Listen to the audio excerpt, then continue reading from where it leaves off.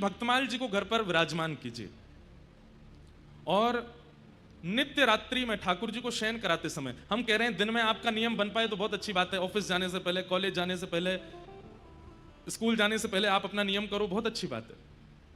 लेकिन अगर दिन भर आप बहुत व्यस्त रहते हैं, नहीं कर पाते हैं, तो आप अपनी सेवा का विस्तार रात्रि में कीजिए। ऐसा भी होता है कि सुबह विस्तार से आप सेवा नहीं कर पाते तो रात्रि का शयन विस्तार से करो ठाकुर जी का, ठाकुर जी को उसमें सुख मिलेगा।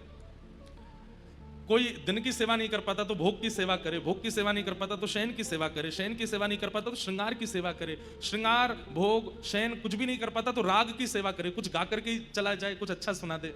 और कोई भी सेवा अगर आपसे नहीं बनती है तो हमारी कही बात मानिए, भक्तमाल जी घर लाओ और ठाकुर जी को रात्रि में जैसे बालक को एक कहानी सुनाते हैं उसी से ही उसको नींद आती है, ऐसे ही भक्तमाल जी के एक भक्त की किसी का भी चरित्र खोल करके ठाकुर जी को सुनाओ।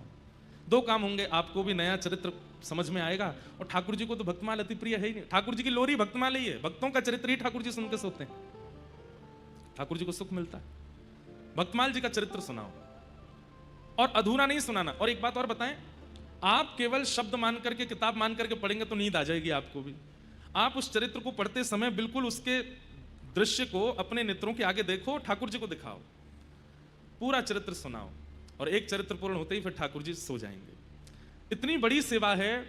ठाकुर जी आपके दिन भर के जितने सेवा अपराध होते हैं और साल भर के जितने सेवा अपराध होते हैं सबसे आपको क्षमा कर देंगे। क्यों?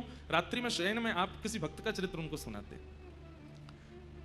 किसी भक्त के चरित्र में 10 मिनट लगेंगे, किसी के में 15 मिनट लगेंगे। बहुत बड़ा चरित्र, बाईसा का चरित्र होगा, गोस्वामी तुलसीदास जी का चरित्र होगा, और भी कई भक्तमाल में वृहद चरित्र हैं, तो उसमें आधा घंटा 45 मिनट लग जाएगा, इससे ज्यादा नहीं लगेगा समय। भक्तमाल जी जरूर घर पर विराजमान रखो। इतनी सरल भाषा है, हिंदी शब्द है, कहने पढ़ने सुनने और सुनाने सब में सुख मिलेगा। और साथ में सब बच्चों को भी बैठा लो घर परिवार के, वे सब भी सुनते रहें।